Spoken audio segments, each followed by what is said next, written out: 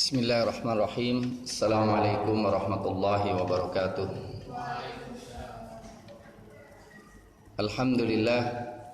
Alhamdulillahi rabbil alamin.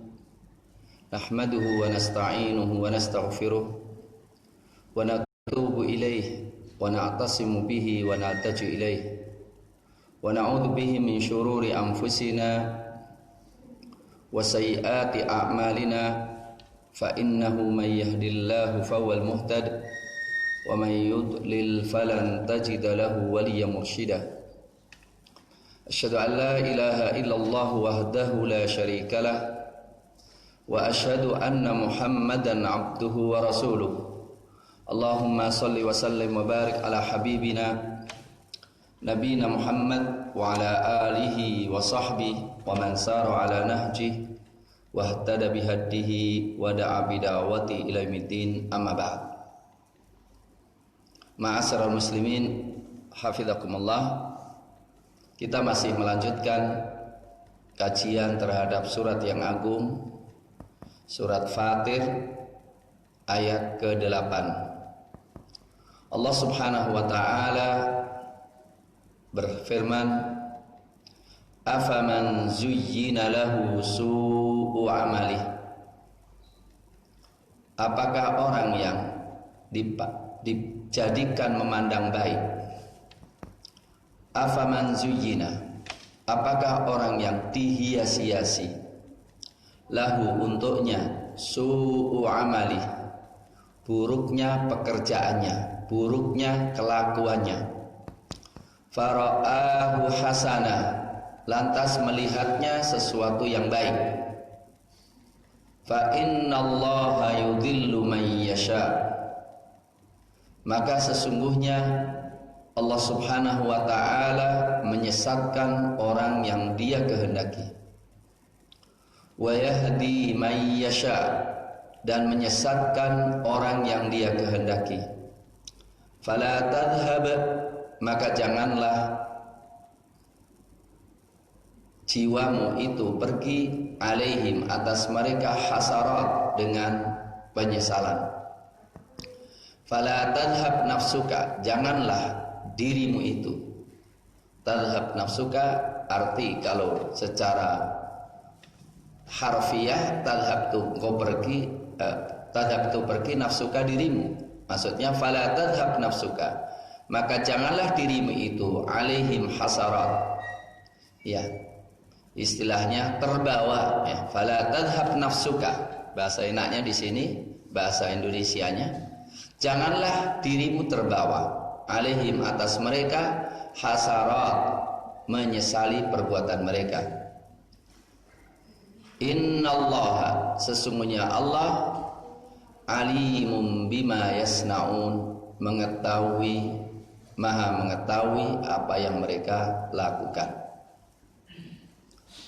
Ma'asyiral muslimin hafizakumullah, ayat ini sangat-sangat berkaitan dengan realita kita zaman sekarang. Ya, ayat ini sangat-sangat berkaitan zaman sekarang. Baiklah, kita bacakan dulu pokok kitab yang kita gunakan, yaitu Tafsir Muyassar. Dalam tafsir ini dikatakan, apakah orang yang oleh setan dibikin dia memandang baik amalan-amalan yang buruk? Apakah orang yang setan membikin dia memandang baik amalan-amalan buruknya? Apa yang dipandang baik? Maksiat kepada Allah, kufur, menyembah selain Allah Subhanahu wa taala dari menyembah berhala. Kemudian memandangnya semua perbuatan buruk itu menjadi perbuatan baik, indah. Seperti apakah orang yang demikian itu? Seperti orang yang ditunjuki oleh Allah,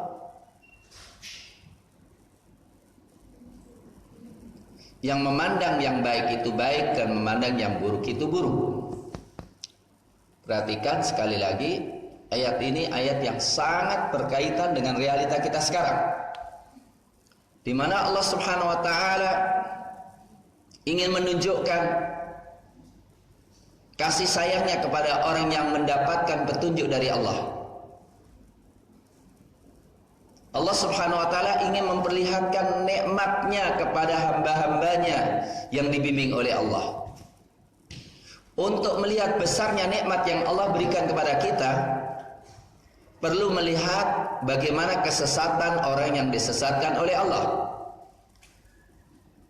Allah bertanya, apakah orang-orang yang digoda oleh setan, dikuasai oleh setan, dan setan membuat dia, orang yang sesat ini, memandang baik seluruh perbuatan buruknya? Seperti orang komunis yang mengingkari Tuhan, yang mengingkari agama, yang menganggap itu semuanya adalah kemajuan, memandang agama sebagai sebab kemunduran. Orang komunis itu ada juga yang profesor, bahkan ada yang kiai, seperti di Solo namanya Kiai Misbah, pimpinan PKI di Solo, Kiai Misbah. Perhatikan, apakah orang yang oleh setan dibikin dia memandang perbuatan buruknya sebagai perbuatan yang baik, sama dengan orang Islam yang mata hatinya dibimbing oleh Allah, sehingga melihat yang hak itu hak dan yang batil itu batil? Apakah sama? Mana yang lebih baik dari keduanya? Pasti orang yang dibimbing oleh Allah itu jauh lebih baik. Bahkan tidak ada bandingan antara orang yang terbolak-balik melihat yang buruk baik dan melihat yang baik itu buruk. Coba bayangkan, ini sebetulnya memberikan pelajaran kepada kita, pelajaran yang luar biasa akan nikmat yang Allah berikan kepada kita. Subhanallah, orang komunis itu memandang komunisnya baik, walaupun mereka melakukan perbuatan yang sangat-sangat buruk. Contohnya Stalin, Mao Zedong, Karl Marx itu mengatakan siap membunuh 2/3 dunia, yang penting sepertiganya jadi komunis. Dia memandang baik itu. Contohnya LGBT, yang sangat bertentangan dengan fitrah manusia, tapi mereka memandang baik perbuatan itu. Contohnya Khawarij. Ya, Imam Baghawi mengatakan ayat ini turun berkaitan dengan ahlu bid'ah. Di antaranya Khawarij yang menghalalkan darah orang, menganggap dirinya baik, atau aliran-aliran sesat yang lainnya. Contoh aliran sesat yang lainnya yang memandang yang penting itu kita jihad, menegakkan negara Islam. Kalau sholat itu belum perlu. Bagaimana zaman sekarang gak sholat? Ada yang gitu. N11 KW9 atau Qiyadah Islamiyah yang dipimpin oleh Musaddiq itu menganggap gak perlu sholat, yang penting kita negakkan Islam, menegakkan negara Islam.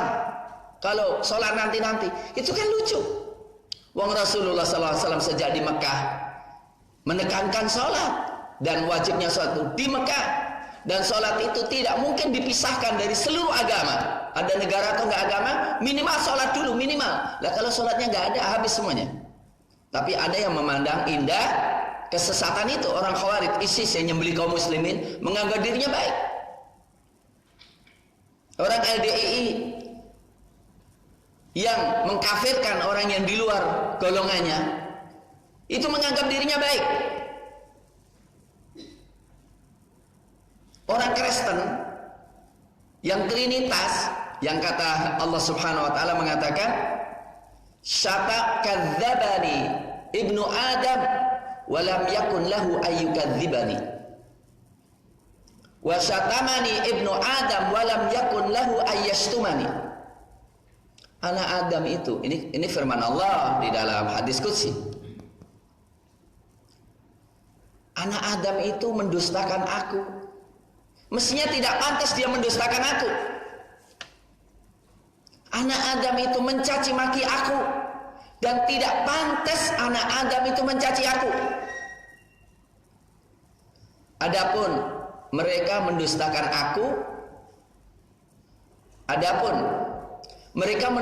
aku, mengatakan aku tidak akan membangkitkan orang yang mati, nggak ada kiamat. Padahal aku pasti membangkitkan mereka. Adapun yang mencaci maki aku, mereka mengatakan aku punya anak, padahal aku tidak punya anak. Karena punya anak itu bisa sebagai kesempurnaan atau kelebihan atau kebaikan. Contohnya kita karena kita lemah ya, maka perlu kita punya anak. Maka kalau kita punya anak baik. Tapi kalau Allah sempurna dan tidak perlu anak, maka kalau dikatakan Allah punya anak itu caci makian. Tapi kita lihat nih, orang Kristen terhadap Trinitasnya melihat Trinitas itu baik. Dan Trinitas bagi orang Kristen syarat utama masuk surga. Padahal sangat buruk.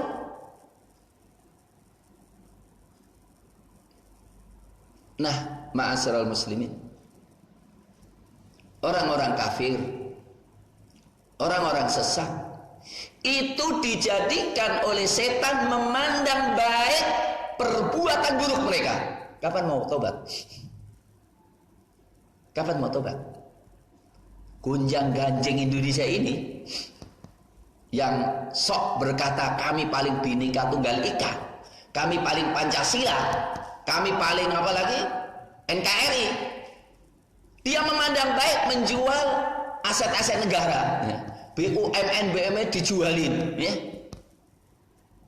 Kemudian memberikan kebebasan asing untuk menguasai harta negara, itu mereka memandang baik.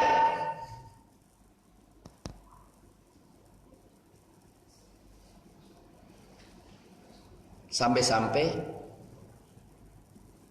ini ada, semalam saya ngaji surat Al-Bayyinah. Sebelum datangnya Rasulullah,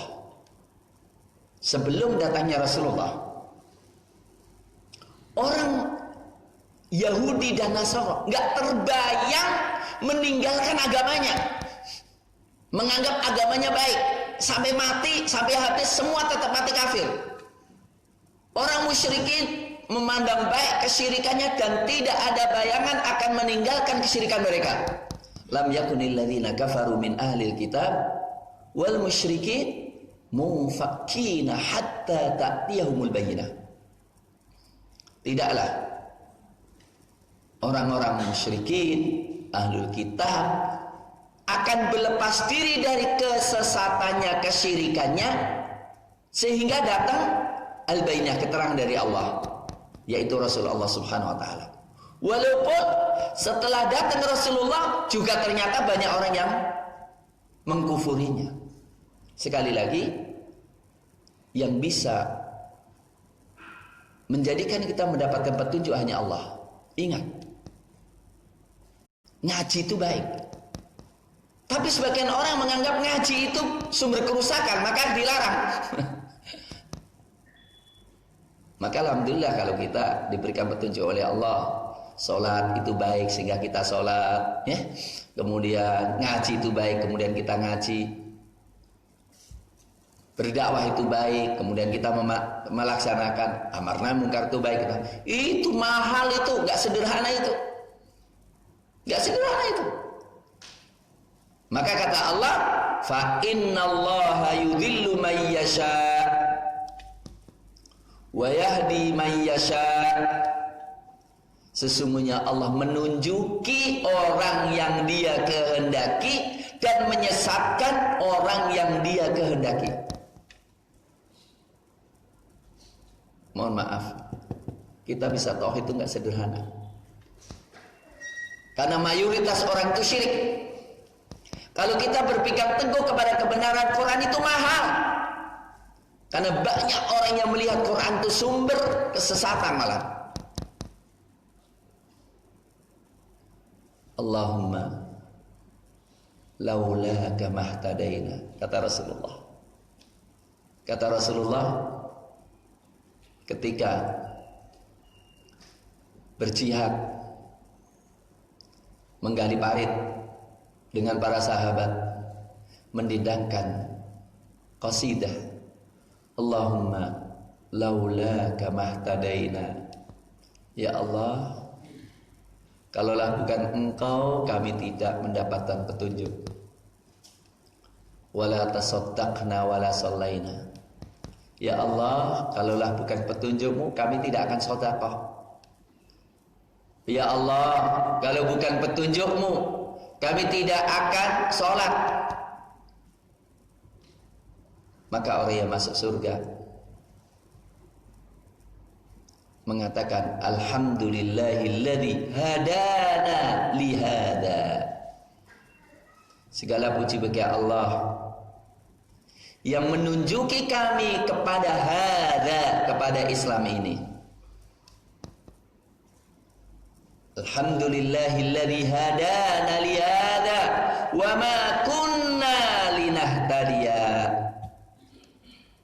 wa ma kunna linahtadi laula an hadanallah.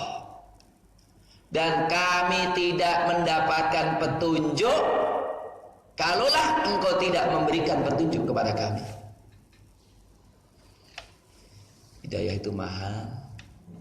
Dan orang yang memegang teguh hidayah itu, bagi orang yang tahu itu mahal. Mohon maaf, ada yang menayangkan wawancara ibu dan anaknya. Ibu memaksa anaknya untuk melayani zina. Yang lucunya ditampilkan di televisi dengan penuh kebanggaan apa yang diomongkannya, melihat baik. Coba sekarang ini, yang tadi saya saya perdengarkan ketika baru satu orang. Tadi suaranya PBNU, Ketua Umum Profesor Dr. Akil Siraj. Apa katanya? Orang Arab dulu itu nggak ada yang pakai gomis, semuanya pakai sarung. Jadi nggak kayak orang yang goblok-goblok. Subhanallah, yang pakai gomis itu goblok-goblok, bisanya cuma banyakkan jenggot, Allahu Akbar, jidatnya hitam. Melecehkan kaum muslimin. Ini bukan masalah apa, masa melecehkan. Jadi simbol yang dipakai oleh Pangeran Diponegoro, yang dipakai oleh para imam-imam dulu, pakai serban, pakai pakai gamis, dipandang goblok-goblok gitu. Dalam perkataannya lah yang mengatakan, semakin jenggotnya semakin panjang semakin goblok. Innalillahi wa inna ilaihi. Dia ngomong itu, ya, dan dalam kesempatan ngomong, mohon maaf, bapak-bapak, NU itu budu-budu, goblok-goblok, karena belum mengikuti Syiah. Ya Allah, menjelek-jelekkan jamaah yang dipimpinnya itu dengan bangga. Yang lucunya semua tepuk tangan itu loh. Dan ini gak sederhana omongan ini. Coba kita lihat. Ketika seorang perempuan yang usianya 70 tahun, dulunya pernah, katanya si kononnya pernah jadi presiden gitu, yang mengatakan itu ada pengikut ideologi tertutup yang suka bicara tentang kehidupan Setelah kematian hanya ramalan. Bayangkan, kematian, surga dan neraka, azab kubur dianggap ramalan. Mohon maaf, kalau surga dan neraka dianggap ramalan, buat apa kita ngaji sekarang? Kalau surga dan neraka dianggap ramalan, buat apa kita pakai kawin? Gak usah kawin, lebih mudah, cari perempuan banyak. Maka gara-gara gak iman dengan hari akhirat, sehingga muncul itu yang namanya partai ponsel. Real di lapangan sudah dideklarasikan partai ponsel, menawarkan apa? Lelang perawan. Bahasanya coba bayangkan, bahasanya apa? Mengatakan kami ingin membantu pemerintah karena banyak orang-orang miskin, maka perawan-perawan itu perlu melelang perawannya dengan nikah kawin kontrak, kawin mut'ah. Janda-janda yang miskin itu nanti biar kawin kontrak. Itu diomongin dengan bangga. Yang lucunya banyak wanita yang pakai jilbab atau nggak pakai jilbab ikut, kemudian ditulis kami siap nikah siri katanya. Indonesia ini keburukan sudah dianggap baik. Yang lucunya perempuan yang usianya sudah 70 tahun itu ketika ngomong bahwa iman dengan hari akhirat, iman dengan kiamat itu adalah ramalan, ternyata setuju banyak banget, semua tepuk tangan.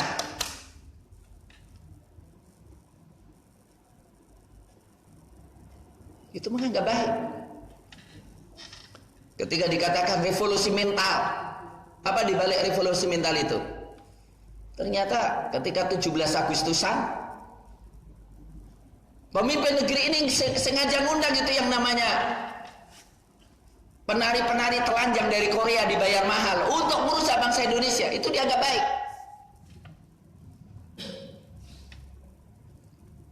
Kemudian lagi Anwar Nasution yang usianya udah 70 tahun juga menerbitkan buku barunya, launching dengan judul Anwar Nasution bukan ekonom biasa. Bukan itunya. Dalam launching itu di akhir acara ditampilkan tarian perut telanjang. Yang lucunya dihadiri oleh petinggi-petinggi negara dan semua tepuk tangan. Artinya keburukan sudah dianggap suatu kebaikan. Mereka nuduh Habib Rizik sebagai pelaku chatting dan tahu sumbernya itu dari Amerika dan tahu itu suatu kedustaan, tapi tetap aja dikejar itu Habib Rizik itu. Pada jelas penyebarnya itu palsu, tapi penyebarnya nggak pernah dicari.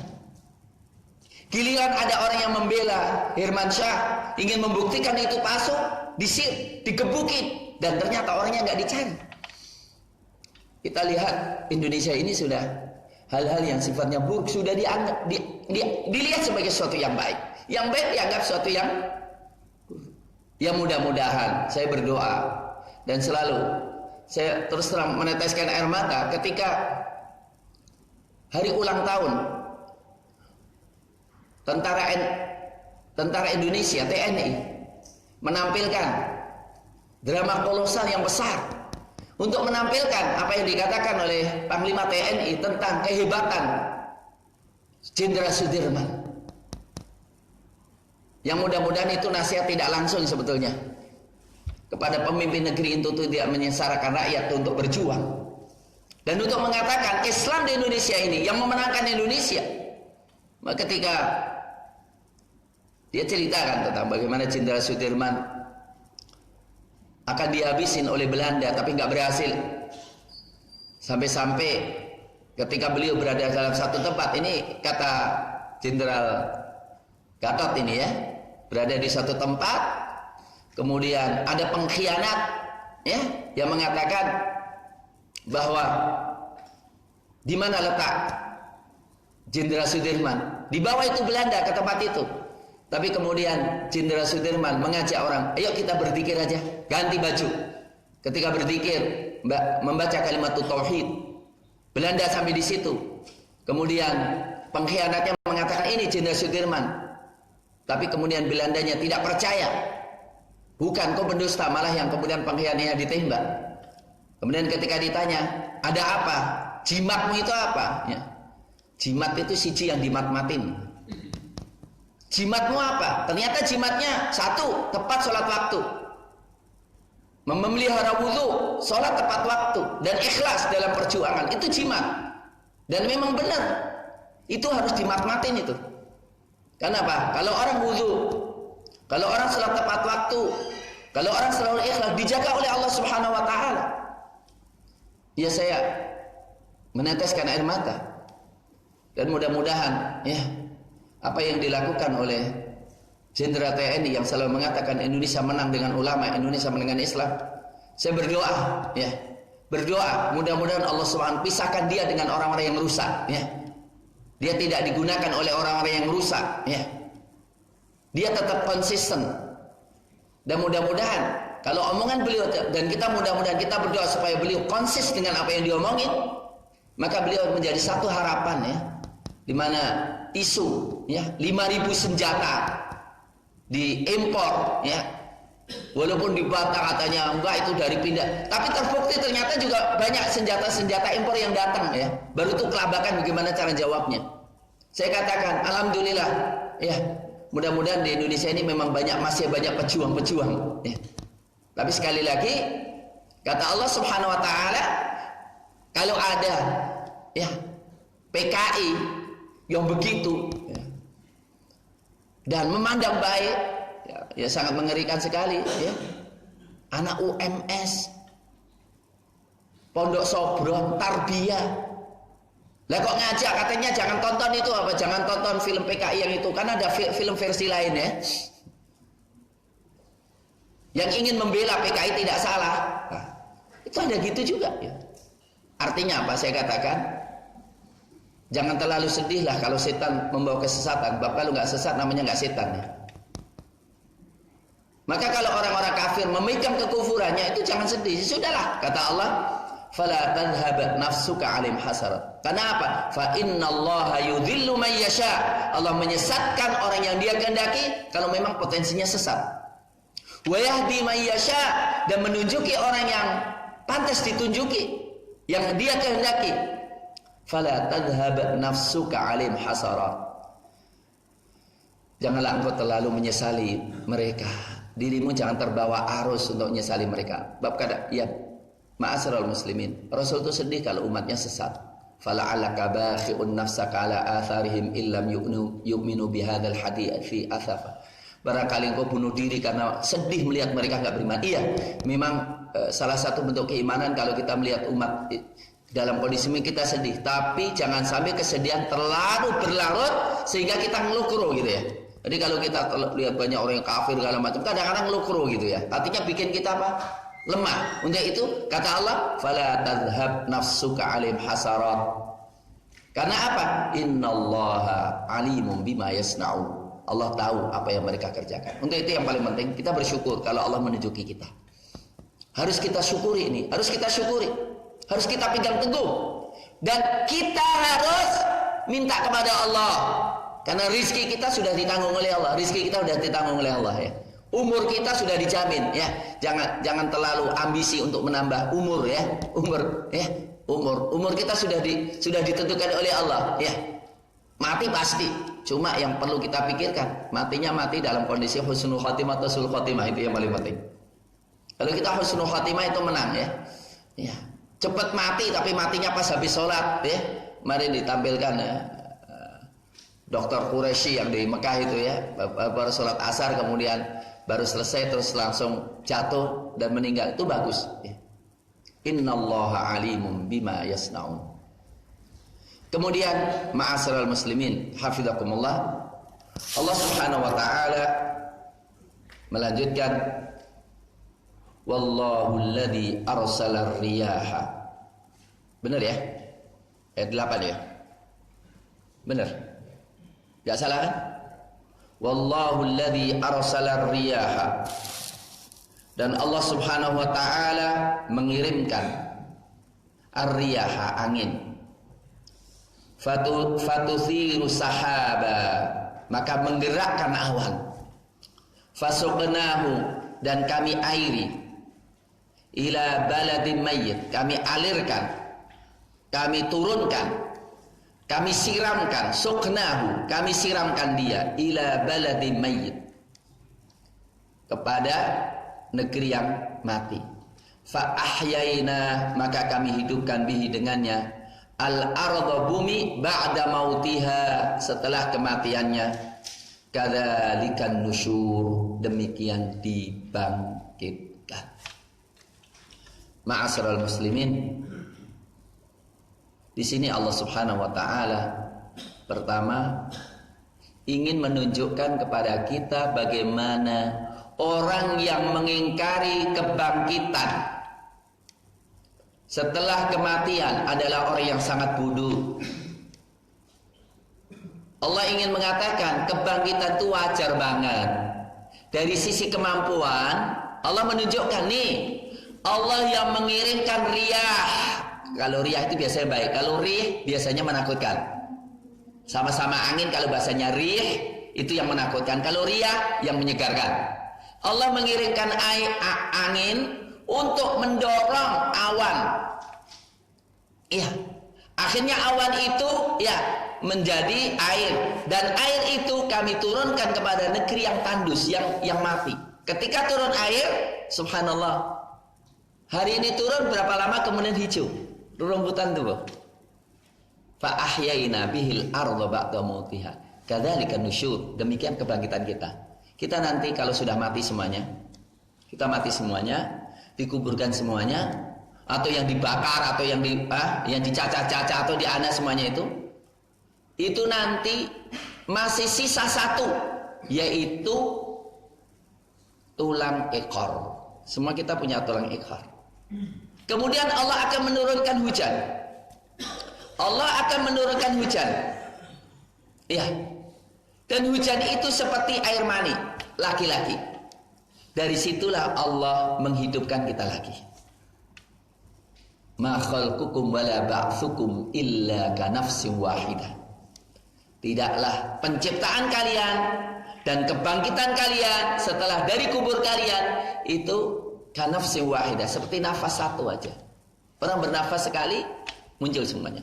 Ma'asyiral muslimin, satu. Demikianlah Allah membangkitkan manusia. Ma'asyiral muslimin, ini juga mengingatkan bahwa bumi ini bisa subur kalau ada air. Maka hati kita juga akan subur kalau ada air. Matinya bumi kalau nggak ada air. Matinya hati juga kalau tidak ada air. Adapun air bumi untuk menghidupkan tumbuh-tumbuhan adalah air hujan. Adapun hati kita ini akan tumbuh berkembang sehingga kenal dengan Allah, rindu dengan Allah, mesra dengan Allah, mesra dengan sholatnya, mesra dengan ibadahnya. Kalau ada air wahyu, air Al-Quranul Karim. Maka ada doa dari Rasulullah, antaj'alil Qur'anal azima rabi'a qulubina. Itu doa penghilang rasa sedih. Antaj'alil Qur'anal azima rabi'a qulubina. Jadikanlah Quran itu musim semi bagi hati kami, embun bagi mati kami. Ma'asyiral muslimin, untuk itu ayat ini satu, kebangkitan itu pasti. Dari sisi kemampuan Allah, lihat kan, i'lamu annallaha yuhyil arda ba'da mautiha. Ketahuilah Allah menghidupkan bumi setelah matinya. Dan satu sisi. Kalau sisi yang lain, mohon maaf, semua materialistik, semua komunis, ateis itu mengingkari kebangkitan. Pertanyaan, logikanya ada nggak kebangkitan itu? Gini, saya ingin tanya, kalau ada film, penjahatnya banyak. Biasanya kalau film pasti ada serinya ya, ada pahlawannya ya, pahlawan film ya, apa namanya? Aktor utamanya. Kalau sekarang ada penjahat-penjahat, kemudian ada pendekar, aktor utamanya, tiba-tiba aktornya itu mati, kemudian ditutup, film telah selesai. Percaya nggak? Percaya nggak? Itu belum mati klima gitu. Masa penjahatnya masih hidup, kemudian aktornya udah mati. Nah, Allah Subhanahu wa Ta'ala yang membuat film kita semuanya ini. Ada orang yang beriman kepada Allah, baik terus, tapi dia dizolimi sampai mati. Matinya pun di penjara, kayak Ustaz Badiah, ya, yang Mursyid Ikhwanul Muslimin itu, baik banget. Umur 94 tahun mati di penjara. Dan beliau belum pernah mendapatkan balasan yang sempurna amal solehnya. Dan belum mendapatkan keadilan atas orang yang pernah mendoliminya. Dan ada orang yang sejak dewasa sampai mati itu kurang ajarnya nggak pernah berhenti, gitu. Zalim terus, bunuhin orang, semuanya belum pernah mendapatkan balasannya. Kalau kita katakan filmnya udah selesai, gitu. Nggak ada pembalasan bagi yang baik dan tidak ada hukuman bagi yang buruk. Masuk akal nggak? Gak akan masuk akal. Maka kiamat itu harus, karena kiamat itu sebagai kepuasan orang untuk mendapatkan keadilan. Maka Allah mengatakan dalam akhir surat Al-Mu'minun, Afahasibatum annama khalaqnakum abatha.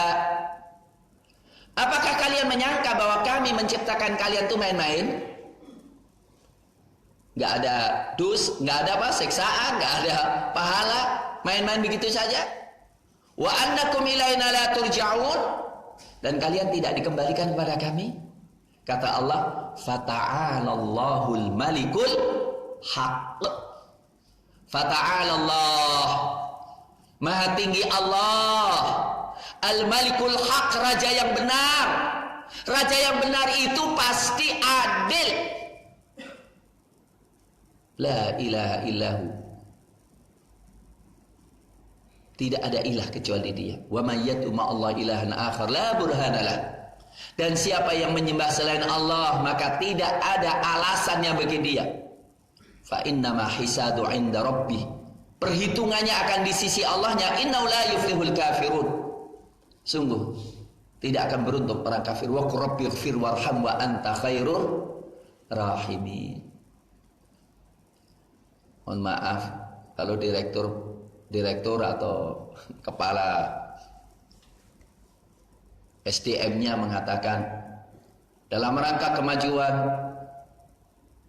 rumah sakit dan dalam rangka memberikan apresiasi orang-orang yang baik, maka di akhir tahun akan evaluasi dokter, karyawan, perawat yang rajin akan dapatkan hadiah haji, rumah yang mewah.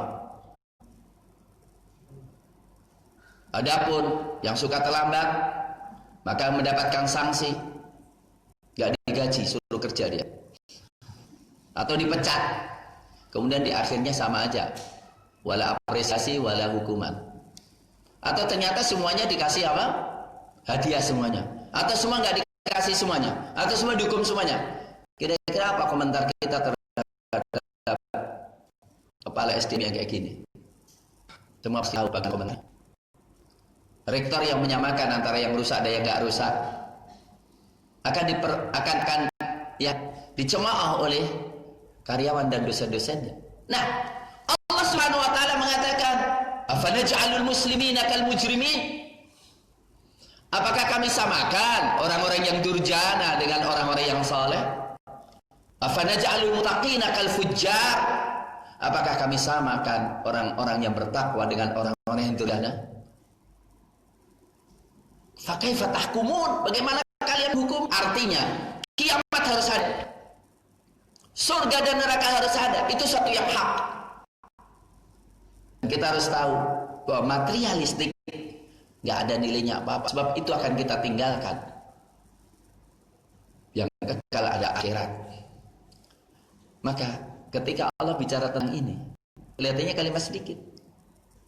Selain kita bicara bagaimana teori hujan, bagaimana teori menumbuhkan tumbuh-tumbuhan, tapi juga ternyata kita katakan hati kita nggak akan hidup kecuali ada siraman air dari Allah, air wahyu dari Allah. Dan kita tahu suatu saat kita akan dibangkitkan lagi. Dan kemudian biasanya kaitannya dengan kematian, berarti tulang belulang udah hancur. Kalau tulang belulang udah hancur, ya duit ya nggak ada gunanya. Artinya apa? Apapun yang kita cari di dunia ini akan kita tinggalkan dan nggak ada makna sama sekali. Karena yang kita akan dapatkan adalah di akhirat kelak. Di dunia ini hanya sekedar untuk menyambung hidup, untuk berjuang, untuk mendapatkan amal soleh dan bekal yang utuh ketika kita di hadapan Allah Subhanahu wa ta'ala. Ma'asyiral muslimin, hafizakumullah. Saya ketika di SMS juga bingung sebetulnya antara saya harus komitmen dengan kampus, tapi juga saya juga ingin juga barangkali ada manfaat datang di sini. Tuh ini karena 8.40 saya ngisi, saya bilang sama Mas Ore, bisa nggak jam 8 tepat? Kalaupun terlambat nggak terlalu banyak. Ya, karena kemarin sudah saya isi, mungkin sekarang ya ada berapa yang nggak bisa saya tunda dikit pengajaran saya di sana. Saya kira demikian, ya mohon maaf. Ngaji nggak perlu banyak-banyak sih sebetulnya. Tapi sejauh mana satu ayat itu kita renungi, subhanallah. Dulu itu zaman para sahabat, itu ada orang yang ngaji itu cuma ingin dapat satu hadis. Para sahabat itu ada yang jalan kaki dari Madinah karena gurunya di Mesir. Dia sudah tahu hadis, sudah tahu hadisnya, cuma ingin tahu dari sumbernya yang lebih tinggi. Jalan kaki dari apa? Madinah menuju ke Mesir. Berapa bulan itu? Mungkin ngomong, wah nggak jalan kaki, naik onta. Taib, naik onta. Berapa lama itu? Setelah ketemu, engkau ada apa? Aku nggak punya apa-apa kok. Aku nggak ingin cari apa. Cuma saya dengar hadis, cuma ingin buktikan dari engkau langsung. Sudah. Beliau nyampaikan satu hadis, setelah itu pulang. Dulu gitu ya. Jadi karena memang semangatnya nyari walaupun satu hadis, tapi akhirnya apa? Bermanfaat benar.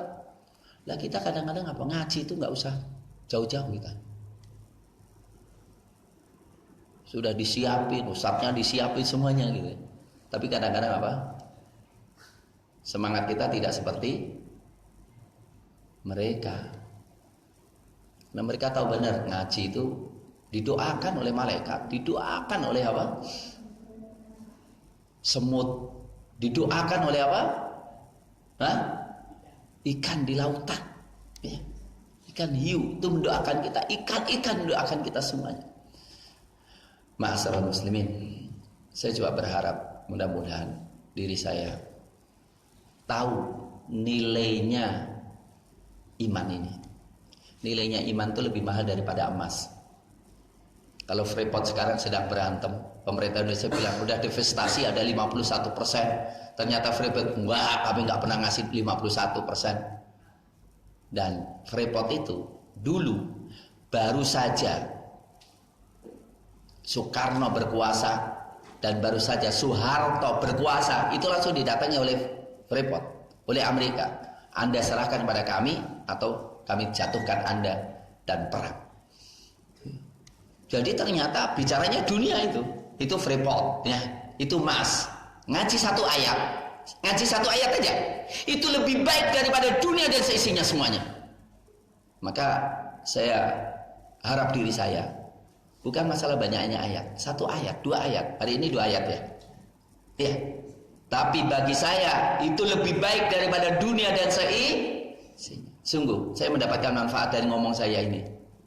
Saya belajar dari diri saya sendiri. Dan banyak sekali mutiara yang berserakan yang jauh lebih mahal daripada dunia seisinya. Maka kami harapkan, mari kita meluangkan waktu untuk serius dalam mencari iman. Karena banyak orang profesor kehilangan iman, kiai kehilangan, dan perlu kita bersungguh-sungguh untuk memelihara iman ini. Demikian, terima kasih dan mohon maaf atas mungkin perkataan yang gak pas. Jazakumullah katsiran. Assalamualaikum warahmatullahi wabarakatuh.